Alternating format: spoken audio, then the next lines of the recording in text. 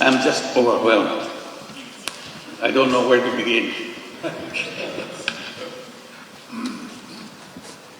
To begin with, I feel at home for two reasons. I always felt at home in an academic environment. I always felt this is where I belong to. And being in that environment again makes me feel the feeling of being at home. Second reason that I feel at home, because Peking University is my home.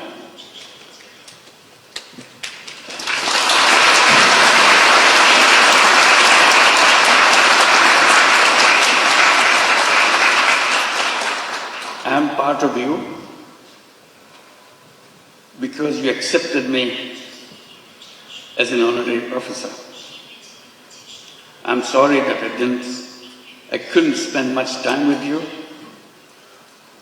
but I always hoped I could spend time with you and share with you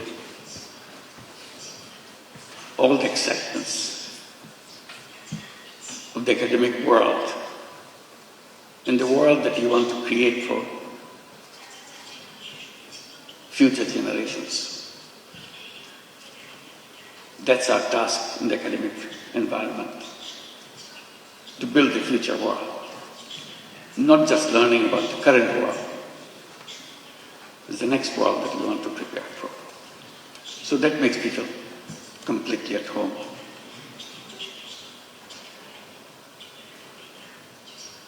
Your Excellency Ho Guangchai and Mr. Kong Chuan, esteemed deans and faculty members, distinguished dignitaries, officials and guests,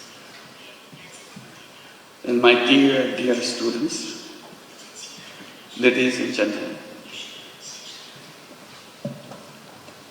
It is with great humility and profound gratitude that I stand before you today in this prestigious institution, Peking University, the center of knowledge, wisdom, innovation, and excellence. To receive an honorary doctorate from such an esteemed university is a great honor for anyone. And I feel so humbled by your gesture for choosing me for this particular honor. This recognition once again reminds me of my commitment to work for realizing the dreams of the millions of youths who were the vanguards of the transformational changes in Bangladesh just last year. Their vision to establish a new Bangladesh in place of the Bangladesh that we had until last year.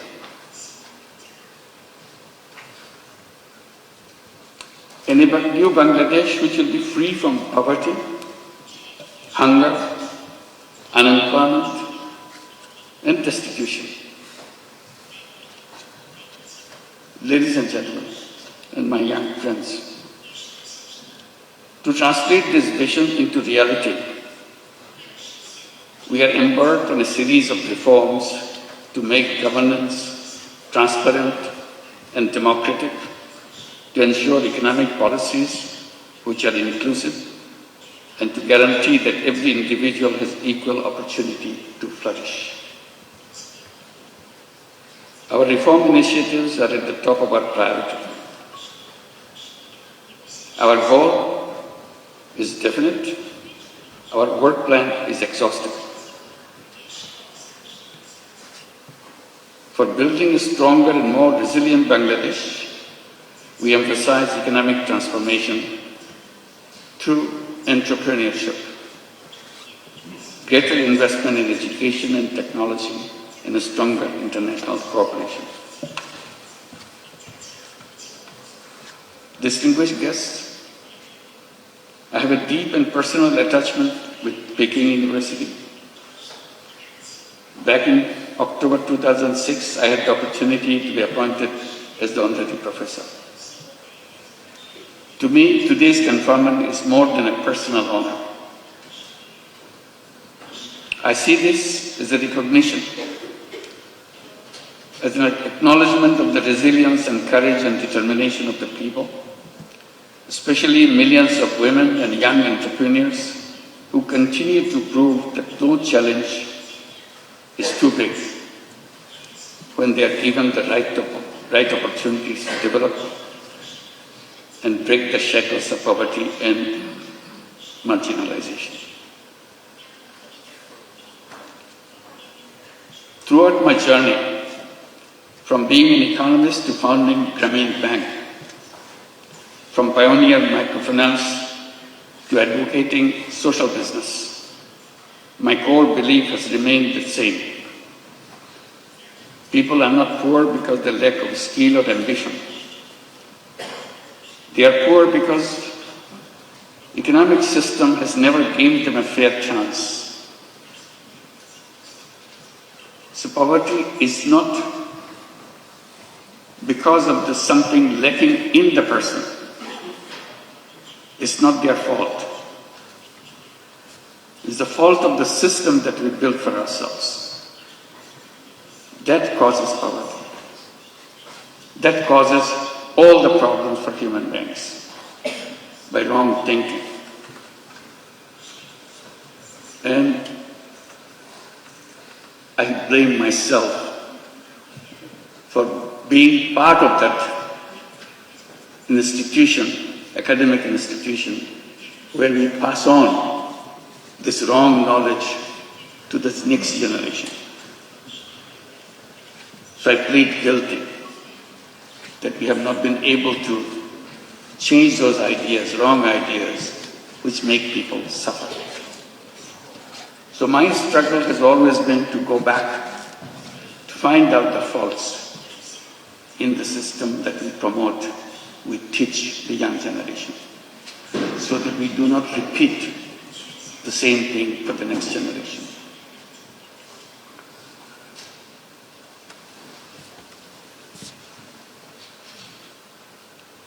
It is designed to serve only the wealthy, not the poor.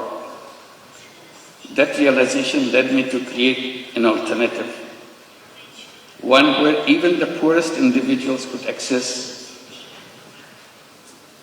the services of the institutions which are created for people. I've been promoting the idea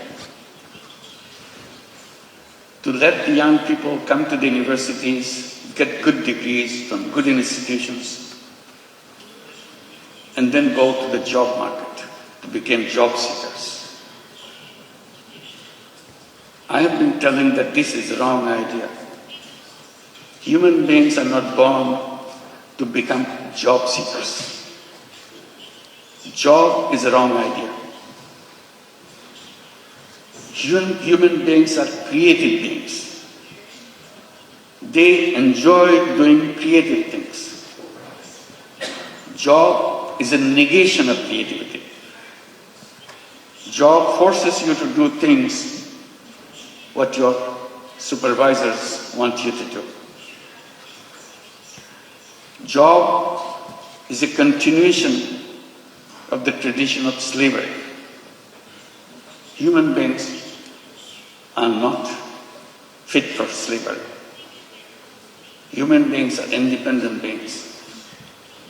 So I keep on promoting the idea that all human beings are born as entrepreneurs, not job seekers. Universities should be preparing young people to go out and become successful entrepreneurs, not job seekers. And that idea came from a simple experience. I started as a small initiative with a handful of women in a village next to the university where I was teaching in Bangladesh. I started lending tiny little money to the poorest women that the world has ever known, just to make sure she feels that she can handle this money and change her life. I had no idea that whether it would come true, but I was amazed how these illiterate, poor women could use tiny little money, $10, $20 worth of money, and did a very successful way of paying back and change her income situation. And she continued to pursue them round after round and change her life. And it turned into millions of women all over Bangladesh, and with perfect record. That convinced me totally. All human beings are entrepreneurs, because we are taught in the textbooks only very special people are born as entrepreneurs. Rest of us human beings have to serve under them. I said, that's absolutely the wrong idea. If the poorest illiterate women in Bangladesh can become an entrepreneur with a $20 loan and $30 loan, anybody in the world can become an entrepreneur. It's nature to human beings. We didn't train them. We didn't tell them how to run a business. She figured it out all by herself, because it is innate part of a human being. So that continues with a bigger question to me. What should be the purpose of education? And I keep coming back.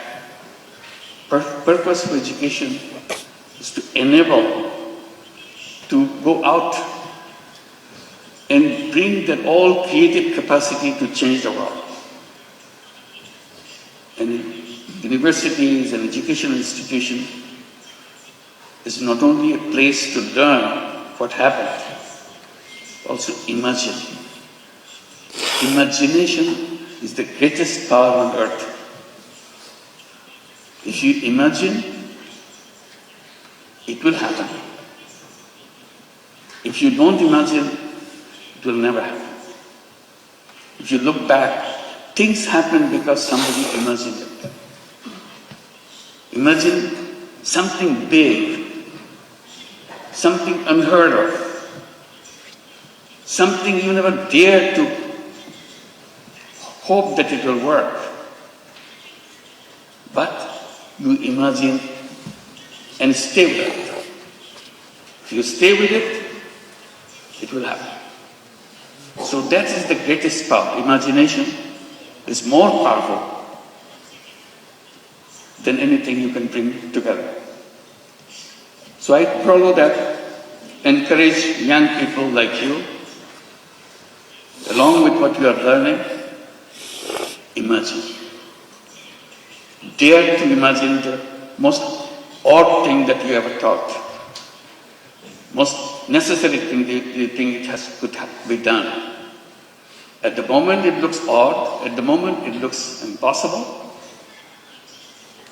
The human journey is about making impossible possible. That's our journey. And we can make that happen.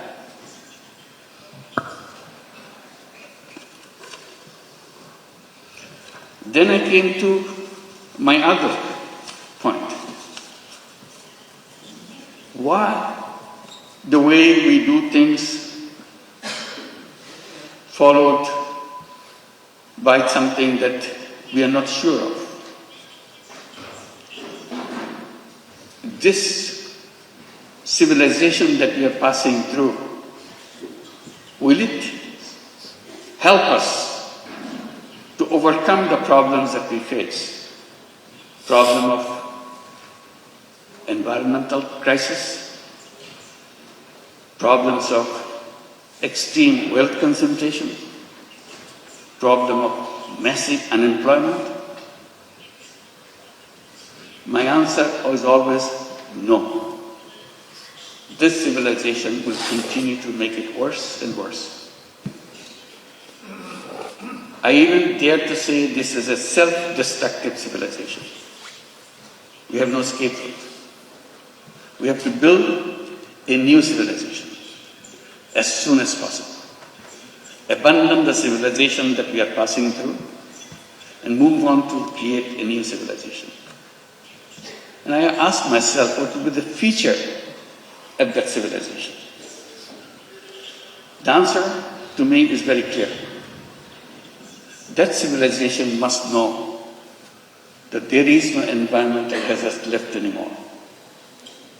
And that can be done with just creating a financial system, creating an economic system which doesn't depend on creating carbon emission. Carbon emission is going to kill us, so we have to get rid of carbon emission. We have to make sure there is no wealth concentration. We have to make sure there is no unemployment. So I come up with a simple formula by saying we have to create a civilization of 3 zeros. 0 net carbon emission, 0 wealth concentration, and 0 unemployment.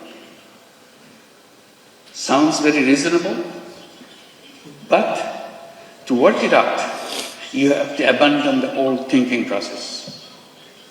You have to create a world where each human being will be given an opportunity not only to express his selfish interest, also selfless interest, and create not only money-making business, create business to solve problems without any intention of making money yourself. We call it social business. So we have a series of ideas how to create this new civilization.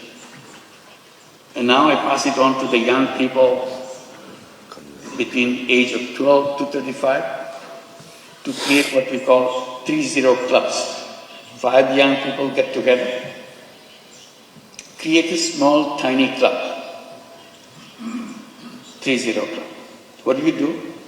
Each person, each member of that club commits to undertake a new journey of life. I shall not contribute to global warming myself. I'm not saying the whole world should do that. I'm saying to myself, I do not want to contribute to carbon emission. How? If I do it now, 7 days a week, I promise to do it 6 days a week. If I achieve 6 days a week, I want to do it 5 days a week.